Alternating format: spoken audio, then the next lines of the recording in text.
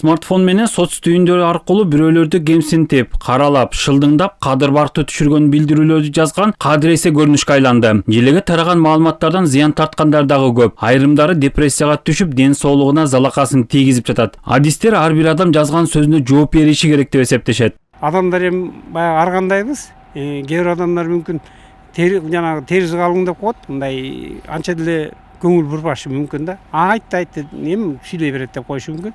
Бирок кээ бир адамдар өтө мындай кабыл алып, алар баягы мындай аябай кабатырланып, анан ден соолугуна да зыян келтирип калышы мүмкүн. Кээ бир адамдар баягы бекерден айтпайт да кыргызда. Сөз адамды көтөрөт, сөз адамды өлтүрөт деп. Эми интернет баракчалары социалдык түйүндөр аркылуу адамдын кадыр баркына шек келтирип, мазактаса же курулай жала жапкандар жоопкерчиликке тартылат. Эреже жалпыга маалымдоо каражаттары аркылуу акарат келтиргендерге дагы тиешелүү. Укук бузуулар кодексине киргизилген өзгөртүүлөр тууралуу мыйзамга бүгүн президент кол койду. Интернетте укмуштуудай адамдарды ооз калгы сөздөр менен кемсинтүү негиздөө бул мындай кандайдыр бир гөндүм адатка алып баратканы биздин улуттук маданиятыбызга, улуттук кулк мүнөзүбүзгө, тарбиялык баягы багытыбызды мындайча айтканда терс пикирлер менен калыптандырууга жол бербейт. Деги эле бул ар бир жарандын ошол ар намысын, кадыр баркын Конституцияда көрсөтүлгөндөй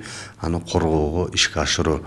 Эч ким эч качан негизсиз шылдыңдоого же жала жабууга, мазактоого бул жол берилбеш керек. Аталган мыйзам долбоору былтыр 19 декабрда Жогорку Кеңеш тарабынан кабыл алынган. Документ Министрлер Кабинети тарабынан демилгеленген коомдук талкуу маалында айтылган сын пикирлерди эске алуу менен айыптын көлөмү бекитилди. Ага ылайык жеке жактарга 20 000, юридикалык жактарга 60 000 деп белгиленди. Ал эми ишти ички иштер органдары тергеп, акыркы чекитти сот коет. Бул боюнча Ички иштер министрлиги өзүнүн бардык аймактык башкармалыктарына, бөлүмдөрүнө окутууларды уюштуруп, бүгүнкү күндө окутуулар уюштурулуп атат.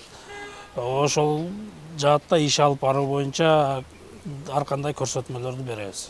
Окутуунун алкагында бизде түзүлгөн мониторинг борборлорунан көзөмөлдөп туруу интернет сайттарын, анан арыздар келсе кандай жаатта караш керек, кандай чечим кабыл алабыз, укук бузуу жөнүндө протоколдорду ким түзөт, анан кайсы органга жиберебиз, ошолор түрүндө окутуп, үйрөтүп, көрсөтүп келебиз. Мыйзамдын максаты жарандардын баш мыйзамдагы кол тийбестигин камсыздоого багытталган. Башкача айтканда, ар бир жарандын абийирин коргоого, маалыматтык коопсуздукту камсыздоо, ошондой эле адеп аклагын сактоого мүмкүнчүлүк берет. Болбосо акыркы убакта адамдын кадыр баркын тебелөө, жалган маалымат таратуу жана мазактоо кеңири жайылып, интернет айдыңында жоопкерчиликсиз мамиле күчөп кеткен. Бул бизде укук бузуулар административдик жоопкерчиликке кирип атат. Ал эми дүйнөнүн 90% мамлекеттеринде бул кылмыш жаза жоопкерчилик.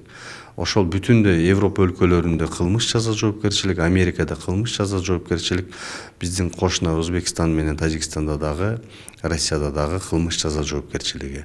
Кылмыш жаза жоопкерчилик чет өлкөдө биз анализдегенде 1 жылдан 2 жыл, 3 жылга чейин, жана ошол эле учурда материалдык, моралдык чыгымды дагы калыбына келтирүү каралган.